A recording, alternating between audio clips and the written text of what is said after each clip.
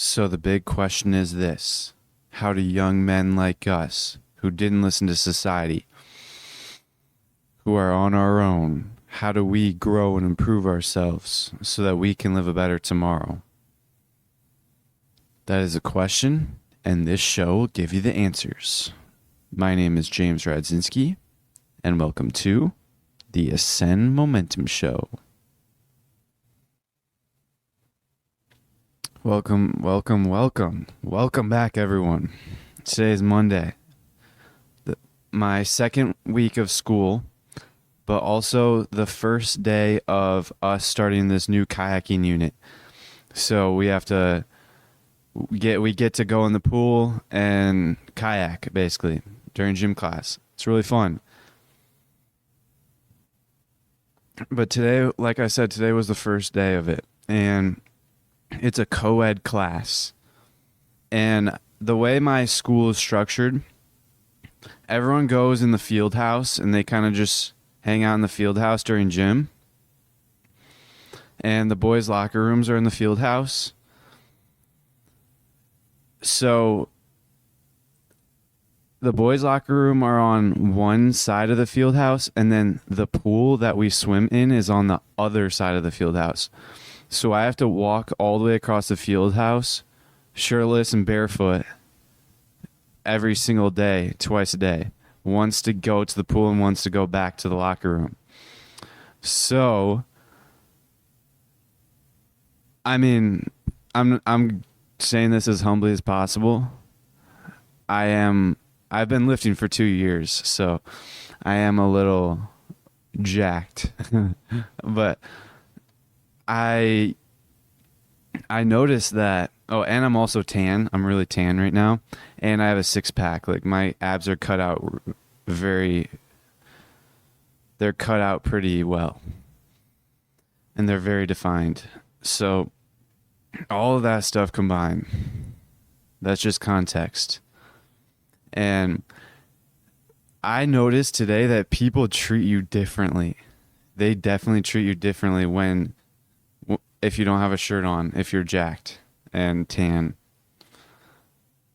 Because today, so the first second I walked out of the locker room, when I was shirtless and barefoot, and that was my whole class had to do it, but I went first. I was like individual because none of my other classmates were done changing, so I went first all the way across, and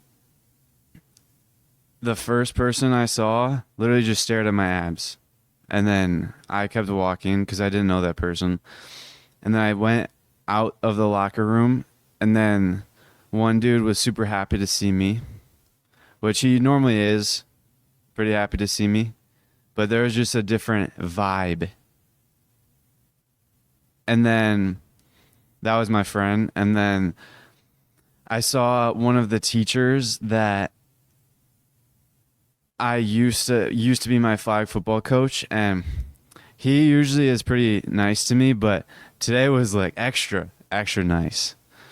And then he was like walking me all the way across the field house, and then he kind of drifted off because he had to be somewhere. And then I saw this one teacher. She was one of the gym teachers, and I'd never talked to her before, but she was like, "Good morning." She was like very thrilled and excited, which I'd seen her before, and she'd never said that to me before. I'd never even seen, I don't even know. Doesn't matter, but people definitely treat you differently. And honestly, I wasn't expecting it, and I'm not sure how to think about it. I'm not sure how I think about it, how I feel about it. Because this is the first time that I've ever really been in a public area with like a lot of people shirtless. I've been in public shirtless, but this is the first time I've been shirtless actually last year I was shirtless too, but it's not the same because I'm more jacked now and I'm more tan. And it's just, I don't know. I don't know how I feel about it. I kind of like it, but it also kind of makes me I don't know. I'll figure it out. I might try and abuse it. I don't know, dude. I'm just saying things at this point. But that's something that is pretty exciting. People are very friendly. I'll let you guys know how it goes again tomorrow. But I want to talk about something. And this is something that I wrote in my journal last night, and then my friend also it turns out he wrote it in his journal last night as well. It's that we're not taking action in our business. Yeah, we're podcasting, whatever. It's not the big movers. We're just studying and we're learning a lot. And then he walked up to me at the gym today. He said, "We know too much." And that's the problem. We know so much, but we don't understand anything. And then after we talked about how we're not taking action and how we're slacking, today's a sunny day, very sunny summer day. And I went to the sun deck where people tan on the top of my gym. And I just sat there and contemplated in thought for maybe 10, 20 minutes about that.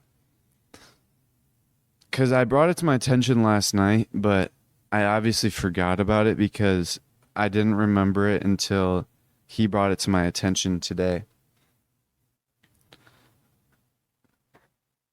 And it's definitely true. I'm not doing enough, or I'm not even doing anything.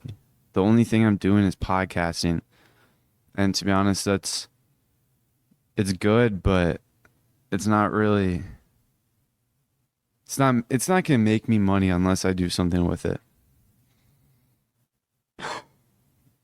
And we're in the business to make a lot of money, not to not make a lot of money, if that makes sense.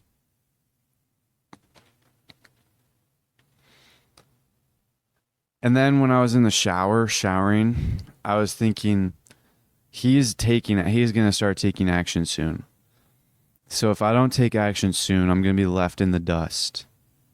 And he's going to surpass me so far.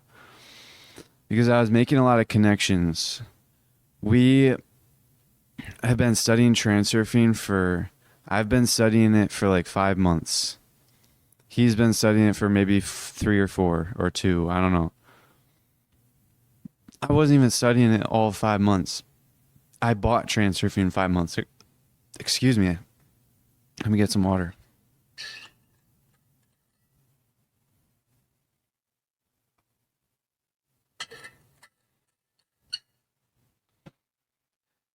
I bought transurfing 5 months ago, and he probably bought it 2 or 3 months ago. But what I'm trying to say is that we've just been studying. We've been implementing some of the principles, but we haven't really been taking the big action. And I remembered he reminded me that we did not know much. We just knew a bunch. But once we took action and did cold approach to girls, that's when we really started to understand things. And that's when we started to change because we took action. And then once he said that, I remembered a quote that I always repeat. And it's, when you hear something, you forget it. When you see something, you remember it. When you do something, you understand it. So us doing cold approach really helped us understand transurfing. And we know and we remember a lot about business, but we don't really understand business. And it's not until we actually take action. So that's where I'm at right now. He knows what he needs to do to take action, but I don't. I have no idea what I need to do. I don't even know where to begin, which is crazy because a couple months, like 1 month ago, I had so many ideas. But now I realize that I just need to take, let me rewind for a second. When I first got into business, I bought a mini journal, a mini notebook that could fit in my pocket. And when I was trying to figure out my business idea, I knew that I needed to give it some serious thought. So I bought that journal and I took it and went on a very long walk, probably 1 or 2 hours, shirtless and barefoot, around all the way to the park and around it.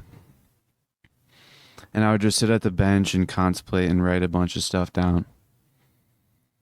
So that's kind of the stage where I'm at right now. What do I need to do moving forward? What's the cold approach that I need to do relating to business? What is the piece of action that I need to take that is on the same level of cold approach relating to business? And cold approach is, if you don't understand what that means, it's when you walk up to a random girl and start a conversation and ask for their number, or even just start a conversation. It doesn't even matter if you ask for the number. And I've done it 2 times so far. I've done it probably 10 times so far, but on 2 different days. So basically only 2 times. And I kind of remember my framework for expanding your comfort zone that I was talking about a lot, like a week ago or 2 weeks ago. And it's, you have to do something uncomfortable 5 times until it becomes comfortable, or until it enters your comfort zone, on 5 separate days. So you can't just do it 5 times in one day, back to back. You have to do it once a day for 5 days. So I'm on day 2 for the cold approach.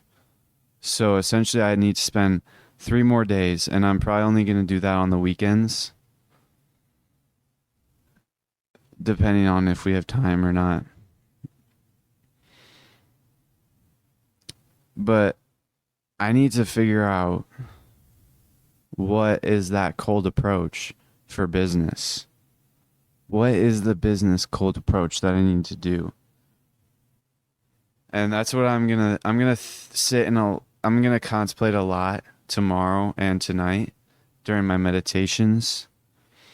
Tomorrow I'm probably going to skip my morning study session and maybe go on a walk, maybe just, I don't know, I'll figure it out.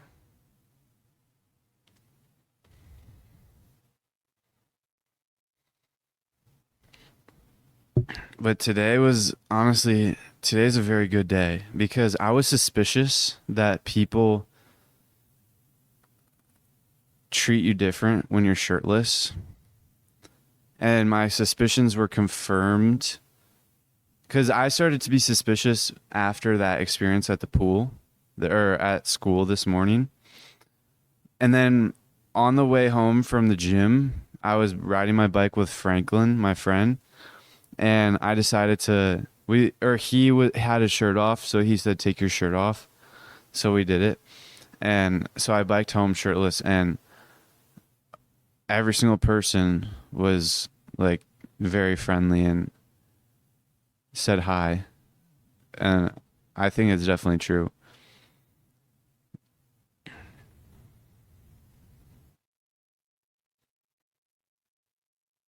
So over the next couple of days, I'm going to try and figure out what it is that I need to do to take action.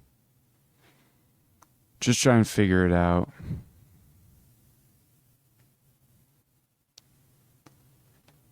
I have maybe 26 days until my birthday. And that's what I've been telling myself over the past 2 months, that I'm not going to accept payments until my birthday.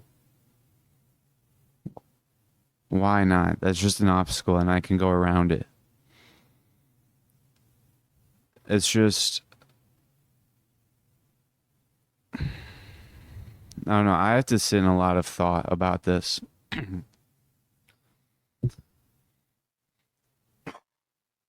But I'm really excited for the future because lately I've been really focusing on.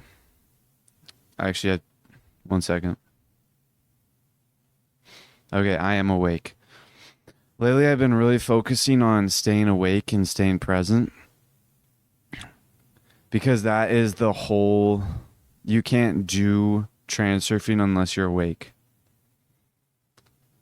And the more awake you are, the more effectively you'll be able to take hold of your own destiny and move forward.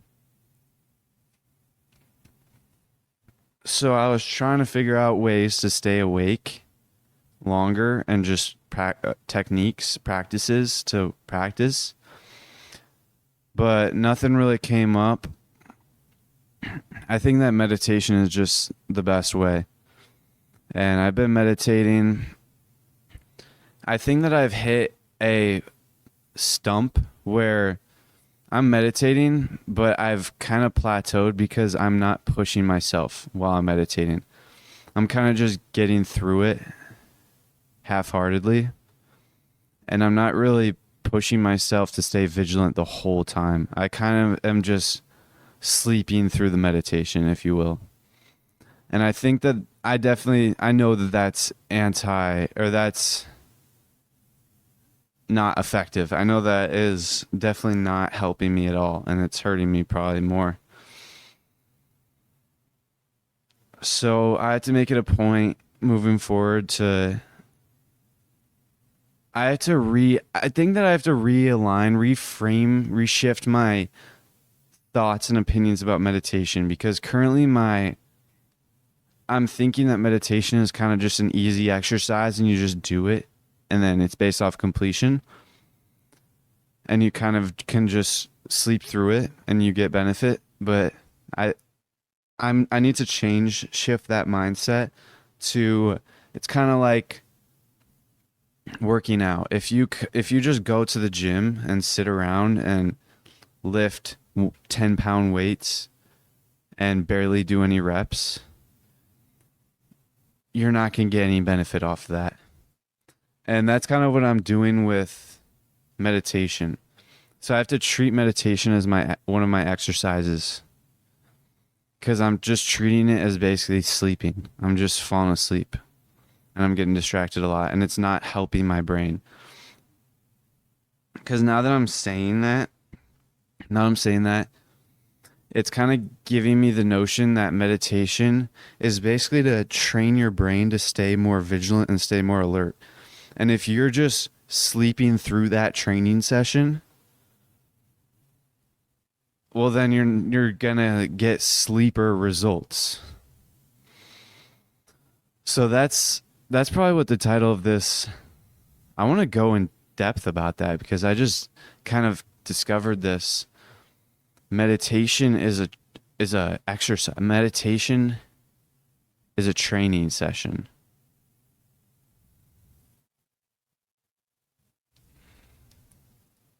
Meditation is a training session, not a sleeping session. So let's talk about that. Lately, I've been meditating and I've been laying down and kind of flexing, doing just random things. And last night I actually even stopped meditating in the middle of it and went to go read a book. That is how bad it's gotten. Would you stop working out? Would you stop lifting weights and then just start reading a book halfway through? Actually, a lot of people do that with their phone, but let's not get into that. So that's kind of like that's just not helping me. But what I learned last night, I actually learned some stuff out of the book that I read. There's this book called Are You Dreaming that I picked up a long time ago and I read halfway through because I wanted to learn how to lucid dream. But obviously since I only read half of it, I kind of gave up on that and moved on.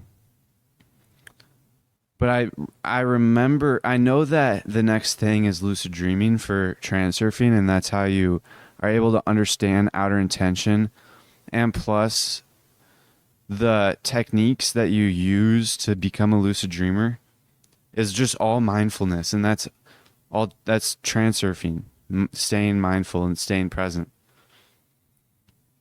So it kind of goes hand in hand, but what I'm saying is that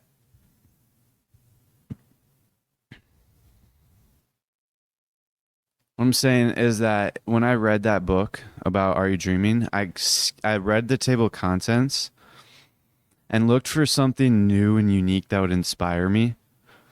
And towards the end, it was talking about it was like meditations and lucid dreaming or something like that, or mindfulness and lucid dreaming.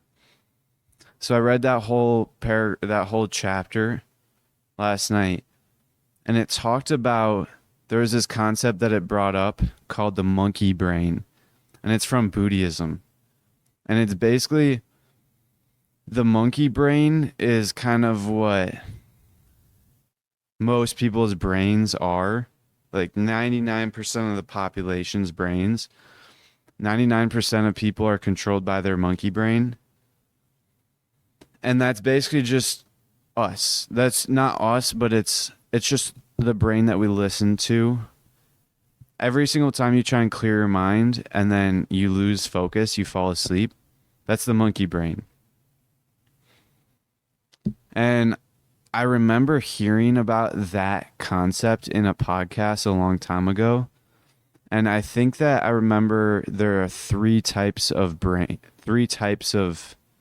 of modes in your brain: the monkey brain, and then two other modes. I forgot what they are. But the monkey brain is basically what prevents you from living your life. And what it said that back in the day, the reason why we have monkey brains is because of ancient times we needed to survive. And someone who was asleep all day and kind of just went off instinct, and the reason why the monkey brain is because it dulls all of your senses. So you don't notice you're breathing right now. Now you do. But you don't notice your feet, your toes, your shoes touching your toes. You don't notice the gravity pulling down on your butt in your chair or in your feet. You don't notice the coldness on your back or the warmth in your hands. All of these senses we don't notice. We're just tuned out.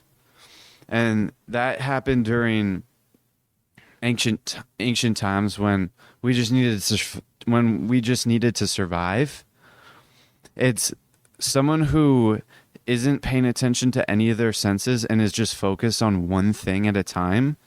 That person is more likely to survive than someone else who's just in awe of all of the senses and all of the feelings that they're experiencing at that moment, all at the same time. So that's pretty much why the monkey brain is. But now that we've built a world around us and we don't have to worry about survival, survival is not on our minds anymore. It's simply just a fact that we're going to survive. We're not going to get eaten by a lion, or we're not going to starve to death. I'm talking about just the average person. And so since we don't have to worry about survival as much as we did back in the day, we get to worry about other things. And that's the issue. We switch our focus to the next thing to worry about. And it's usually just made up by our minds. It's just a problem that's made up by our minds. That is not actually a real problem. It's just our mind created it, pretty much. And that's the monkey brain. But now, since we don't have to worry about survival, we can wake up. We can actually be present in the now, in the moment, and we can feel all of our senses. But it's a lifelong journey to get to that point sometimes. It'll take years of training, years of practice. And I'm just beginning. A couple weeks ago, maybe a month ago, is when I decided to be conscious and be awake. And I'm still asleep more than half of the day. So I know now that it's a journey, it's a process. And as of my knowledge now, the only way to reduce your monkey brain and stay awake and vigilant most of the day is simply through just pure dedication and pushing through, just pure bulldoze through and just keep at it.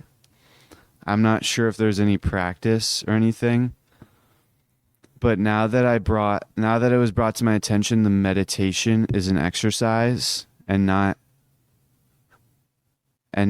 a sleep. Meditation is an exercise and not sleep time. I think that will help a lot with clearing the mind and staying more present, staying more awake.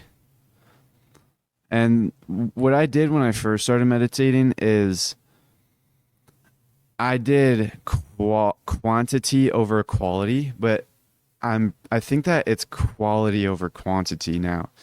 I think that if you do 30 minutes of meditation, but you're asleep for over half of it, then that's worse than 5 minutes of meditation when you are awake the entire time. And I kind of just connected a dot where when I first started meditating maybe a year ago, I would do it it was either a year or two ago, 1 or 2 years ago. I would do it after the gym. I would be at the gym and I would meditate in the yoga studio after I was done stretching. And I would do it for 5 to 10 minutes. In the beginning, it was like 1 minute. And then I was just doing it for 5 to 10 minutes. It was different every day. Sometimes it was 2 minutes. But I remember that I would just focus the whole time. And there was one time where I checked to see, I wanted to get a milestone, or I wanted to quantify how focused I was and how clear my mind was. So I set a timer for 3 minutes on my phone and I just started meditating, and I counted every single time my mind dozed off and wandered off. And it was only 3 times. So that was after a long time of meditating pretty consistently. And then I kind of stopped meditating a little bit after that. And then it wasn't until recently, maybe a month ago or 2 months ago during summer, when I started meditating again, consistently this time at my house. But instead of doing the quality of low time, I decided that it would be better if I did 70 minutes a day. So I did 30 minutes plus 10 minutes of breath work, which is kind of like meditation also, in the morning. And then I did 30 minutes of meditation at nighttime. But now I definitely did get a lot of benefit, but I think that I'm plateauing right now and I'm not really getting much benefit anymore. So I think that it's quality over quantity. So I don't know what I'm going to do exactly moving forward. I don't know if I'm going to cut down my meditation and then just focus, or if I'm just going to make sure that I focus on this longer meditation. I don't know. I'll have to see.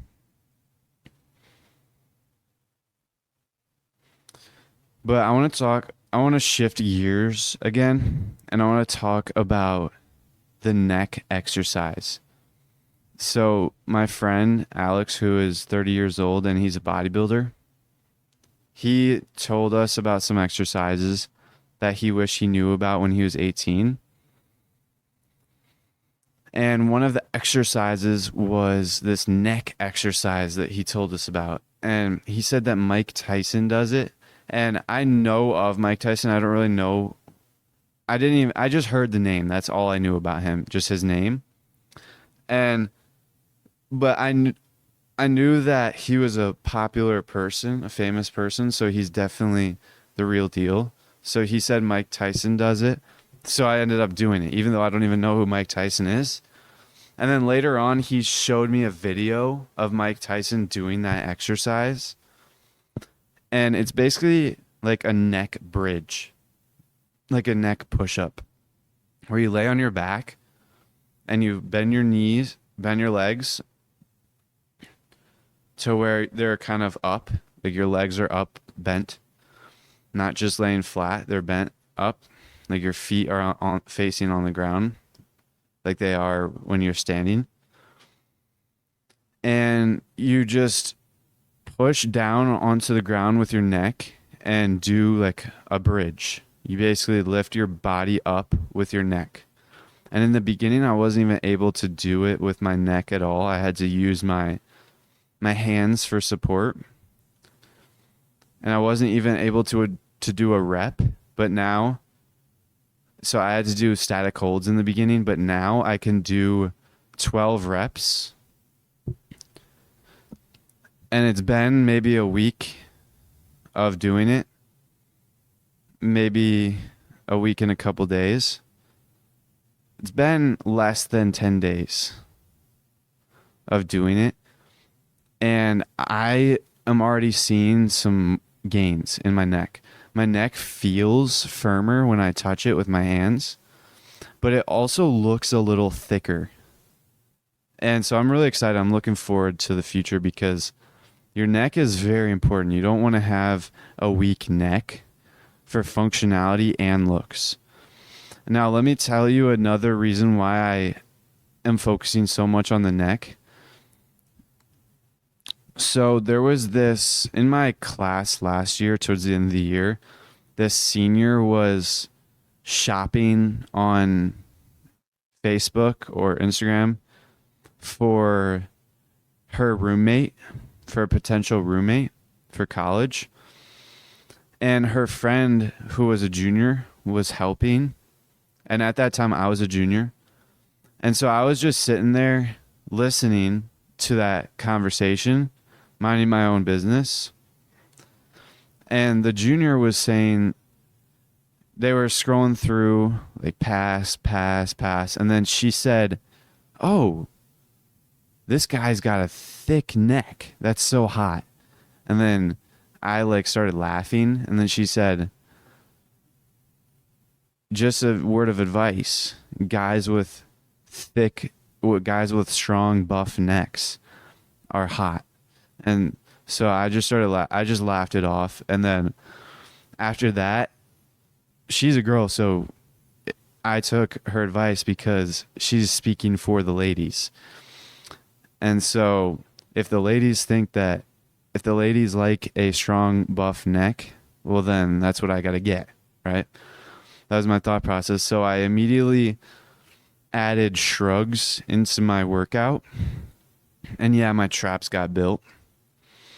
But that was just when I was doing the shrug exercise. I didn't really see much gains on the neck. So then I was just like, okay, I just focus on the shrugs. And then eventually, a week ago, we were talking to Alex, and he told us about the neck exercise. So when he said there was a neck exercise, I was excited. So I just started doing it, and I'm definitely getting benefits. And I've been doing it every single day since, 1 or 2 times a day, in the morning and at nighttime, sometimes at night. Every day in the morning, guaranteed though. So that's one thing that I'm really looking forward to, because my neck just feels tougher, feels stronger. I look bigger now, even though I've barely gained any gains because it's only been a week. But next month, gains. 2 months, gains. It's just going to get better and better from there. So I want to talk to you guys about funnel hacking live. Yesterday, it was resolved, and I'm definitely going to funnel hacking live now. And the funds are coming to me. So I'm definitely going to have enough money to do it. And so far the plan is to buy like a very cheap plane ticket for $90 each and just have like a carry-on bag and that's it. Which will probably be a little bit more expensive with a carry-on bag. And then we're going to go there on the 26th and then we're going to stay at the hotel across the street. It's a 15-minute walk from the place, the World Center, the Marriott World Center in Orlando. And so we're going to go to the hotel across the street. It's $90 a night instead of $350 a night at the World Center. And we're going to stay there. And every day we're just going to walk to the conference. And that's just going to be what we're going to do. And then in the beginning, on the first day, we'll probably walk 45 minutes to the nearest grocery store, Publix, and buy some food. And I'm really excited because I want to walk barefoot and shirtless in the Florida sun.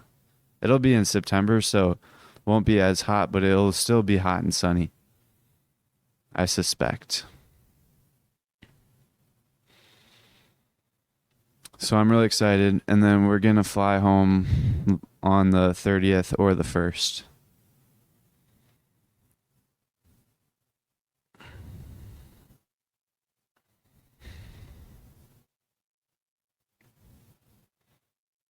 So there's this thing that I've been trying to do for the past maybe 4 weeks, maybe a month. I don't know. Since over the past summer, I've been working on my feet.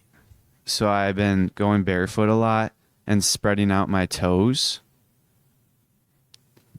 But there's this also one more thing that I was working on, and it's trying to be able to point with my feet. So hold your hands out just flat on the table and then point, like bend all of your fingers except for your index finger. You're able to do that, right? You're able to point. Now, I want to be able to do that with my feet, with my toes. So I was working on trying to be able to bend each of my toes individually. And I'm maybe 4 or 5 weeks in, and I am only able to have my one toe flat at a time if I push all the other toes on the ground. So I can point, but I have to hold all of my toes to the ground. But it's still cool. I'm not able to do it without holding the toes to the ground, but I'm able to do it without my hands, so that's cool. That's just a side note.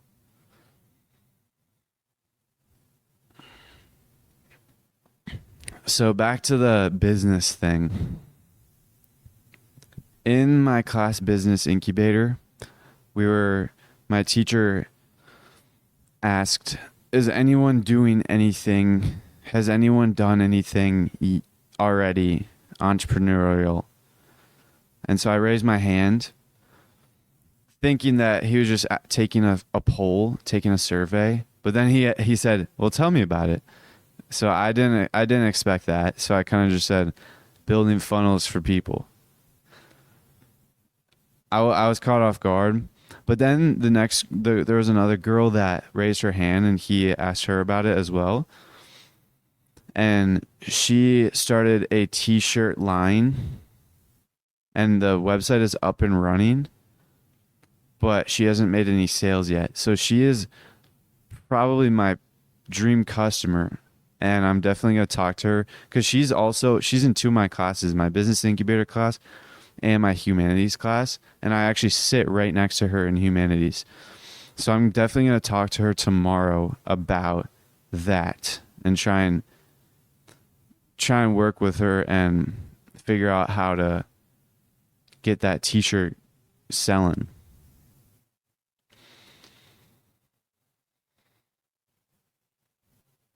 I'm really excited to talk to her about that because I think that I could help her a lot.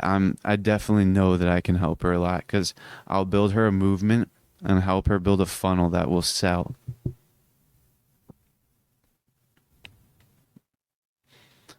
So coming up in 2 weeks, probably 9 days, 8 days, I'm going out of town for like 4 days. So I'm going to have to pre-record 4 more episodes.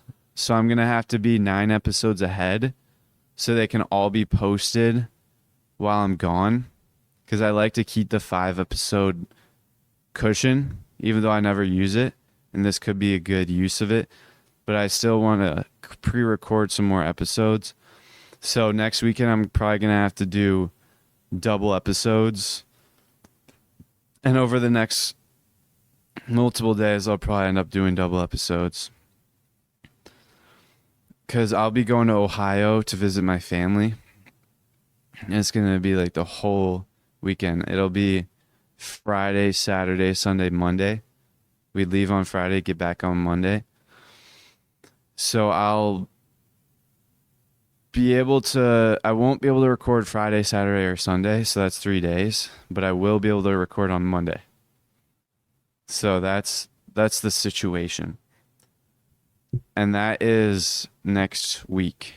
Or not next weekend. In 2 weekends. So I want to tell you guys about this one thing that my abs, my top 2 abs poke out further than my chest does, which from the side it looks really weird, in my opinion. Other people don't think it looks weird. They think it looks fine. But I think it looks weird and I don't like it. From the front, it looks fine. But from the side, it just looks weird. And so I was trying to fix it. And some of the things that I've done is this breath work. You breathe through a straw, breathe in through the straw, through your mouth. The whole point is to have a precision breath. So you put the straw at the tip of your lips and you wrap your lips around the straw to get a precise breath. And then you breathe in and then hold it for the same amount of time you breathed in. So like 4 or 5 seconds. And then you exhale for the same amount of time, 4 or 5 seconds. And then you hold it.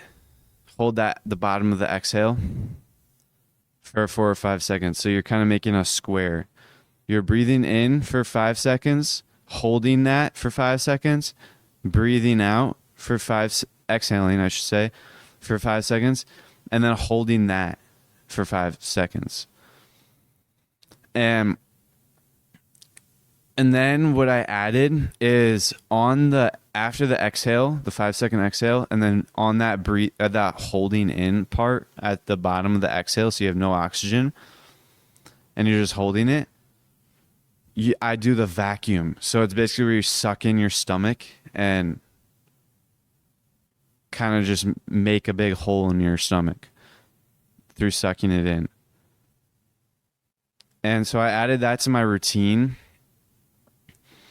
And that definitely helped a lot, I think. It's also helping make my abs more defined because 1 month ago, yeah, I had visible abs, but now my abs just look so much better and so much more appealing. Even though my abs did look good a month ago, they just look way better. It's actually so crazy. And it's simply just from that breathing exercise. And probably the vacuuming also. And then there's also another thing, but I want to give you a story real quick. So I'm pretty sure my theory of how I pushed my abs out, essentially, because my abs are sticking out further than my chest. My theory of how that happened is I would always lay in chairs, like lean back in chairs, and that chair would just jam into my back. And that's just how I sat all throughout elementary school and middle school. 8 hours a day, every day. And so my theory is that over time it just pushed it in. And it's actually like you can see, if you see from the side, when I do a vacuum, you can see that my rib cage is poked out. So I'm pretty sure that it's not just my abs. I'm pretty sure I pushed my rib cage in through all that time, and then the rib cage pushed my abs out. So my theory is that if I just push in the opposite direction, it will just reverse. And so that's what I've been doing by just laying flat on my stomach. And then what that does is it basically pushes on the opposite direction and tries to flatten my abs. And I think that helps as well. I only do it for maybe less than 5 minutes a day. I don't really time it. I just do it. I set a timer for 10 minutes and then do my breath work. And then maybe halfway through, I stop the breath work and lay on my stomach and still do the breath work. I still try and do it, just not with the straw. Because since you're laying on your stomach, it's actually difficult to breathe through your stomach because you're basically, your whole body weight is pushing against the stomach. So you have to, it's just like your stomach is pushing your whole body up. And I think that helps a lot with your core strength as well. It's a lot of resistance. Let me get some water.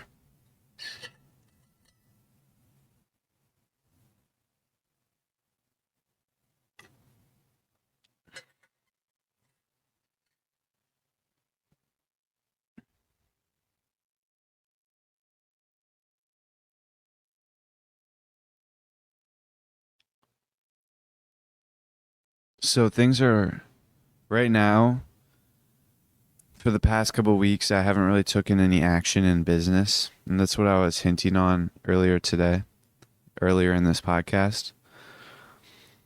And if I keep moving forward like this, well, I'm going to be in exactly the same situation that I am right now in a month, in 2 months. I'll be in the same exact situation.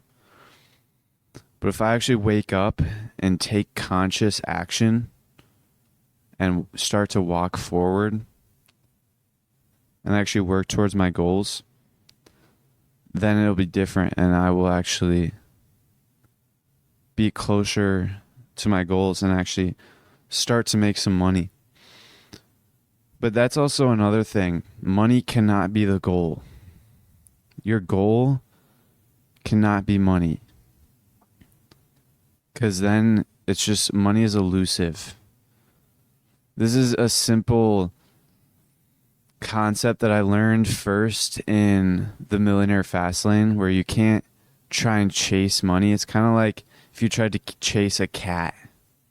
If you just chase the cat around, it'll keep running away from you. But if you lure it to you by giving it what it wants, which is food, then it will come towards you. So money is kind of like that as well. If you just try and chase it around, it'll be elusive and it'll always run away from you and you will never get it. But if you give it what it wants and you provide value to people, then money will come to you in abundance. And that's a basic business principle. Don't chase money. But it's also a transurfing thing that I have learned. And it's, money cannot be the goal. Because if you focus on money, you don't actually want money. You want what money can get. So you don't want 1,000. Like, if you just had $1 million right now, okay, it is only valuable because of what it can do, of what you can trade for it. If no one else, if you were the only person left in the world and you had $1 billion, Well, that's worthless. So you could have $1 billion, or you could have $1 billion worth of goods, you could have all of the food that you ever need. You could have private island and you'll be the last one on earth. Would you rather have $1 billion or a private island with all the food you could ever need? Well, I would choose the latter. And that's simply because we don't care about the money. We just care about what it can get. Money only matters because we can trade it for what we want. And that's what a lot of people do, including myself. They think that they don't really know what they want, but they know that money can get it. So they just skip the step of figuring out what they want and go straight for the money, because the money can help them achieve anything. And let's say they do get the money. They don't even know what to do with it. And so they just keep working and try to find more and more money. But if you figure out what you want, then you'll know what you want. And that's what I did. But then I was thinking, oh, but money will help me get it. So I'm going to focus on money. But that's still the same thing as the first person that didn't even focus on what they wanted. So then the third option is to know what you want and then just focus on moving towards that object that you want. And money will just be a byproduct of that comes towards you. It'll just be an attribute to you creating the path towards your goal. So it'll just come to you on the way to your goal, while you're on your journey towards that goal. And I actually experienced that a little bit last night. I don't really want to touch too much on it, but there was a savings account that I wasn't going to have access to for a long time, but I've been putting money into it all my life. And last night, because I was moving towards my goal and not focused on the money, I just suddenly got access to that savings account. So that's huge. And that kind of represents what I'm trying to say. Not directly, but I think moments like that will happen as well. But one of my goals is to make a successful business. And yeah, I want the money that it will make, but I also just want to make a successful business. And I know I can do that because I know a lot about business, but I also have this very essential trait, which is an insatiable desire to learn more, insatiable need to learn more. I don't even know what insatiable means, but I think I read that in one of my business books, and it basically said develop an insatiable need to learn more. And then I wrote down a note, develop this. And that was a while ago. And I kind of already had it developed because I'd been reading books a lot, but I didn't really have it developed for business. And so I developed it, and now I want to learn everything there is to do with business. Even though I'm not even focusing on business right now, I'm focusing on transurfing. So it's kind of not direct. I don't know. So I want to keep talking about how meditation is an exercise and not sleep time. It's not something to just get through. Meditation is an exercise. Those words have a lot of value, have a lot of meaning if you let them. So I'm not sure if I should cut down. I might research a little bit after. I might try and figure out what the Buddhists, what the monks, what all of these possible mentors and people who actually switching notes.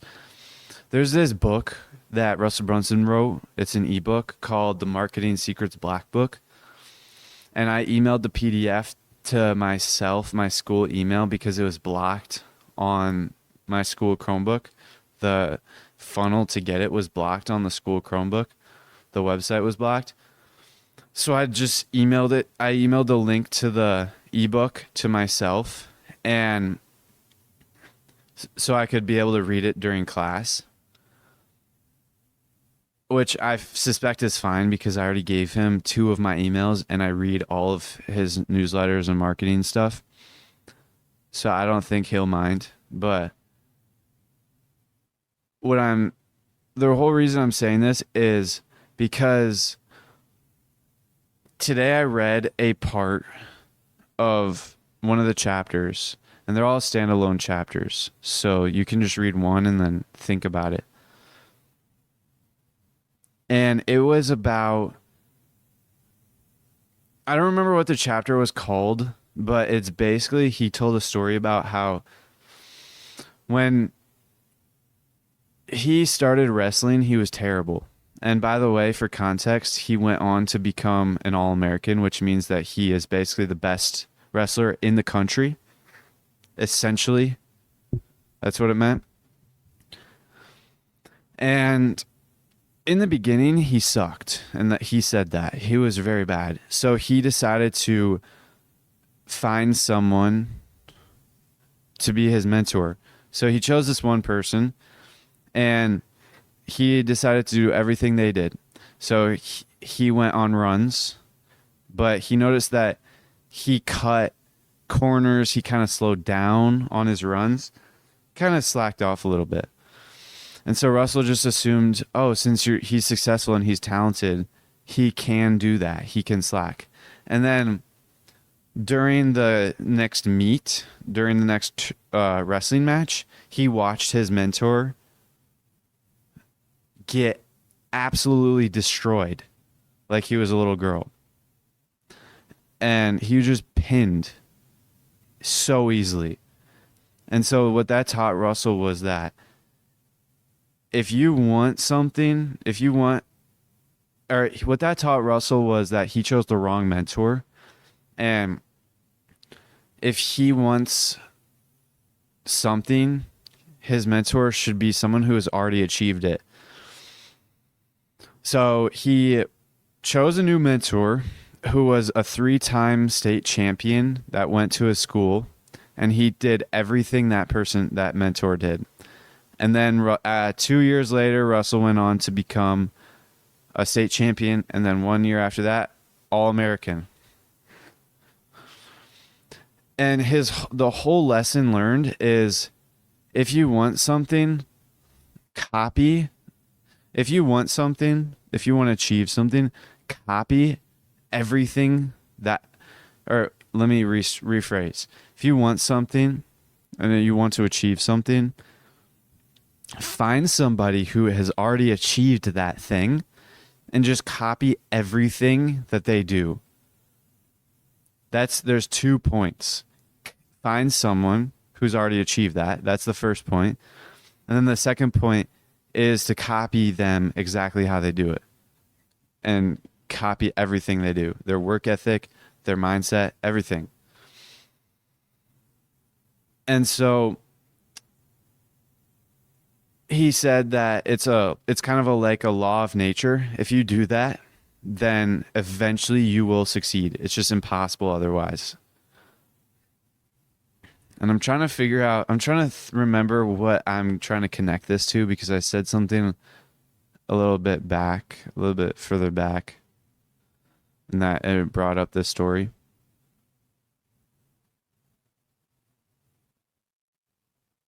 Oh yeah, I think I was talking about how I was gonna study right after this recording. I was gonna figure out what the monks do and what the Buddhists do for their meditation and to clear their minds. And the reason why I chose that is because it satisfies it satisfies the first thing. They already have achieved a clear mind. I want something, and that thing is a clear mind and vigilant mind, conscious awareness. So I'm trying to find someone who's already achieved that, who is like the Buddha, monks, all those people. And then once I figure out what they are doing, I just have to copy it and then I'll get it. So it's just as simple as that. And that's what I plan on doing it right after this while this episode is editing and uploading. So to wrap things up, don't forget to download your favorite episodes and subscribe to the Ascend Momentum Show. But before you guys leave, make sure to remember the Eagles.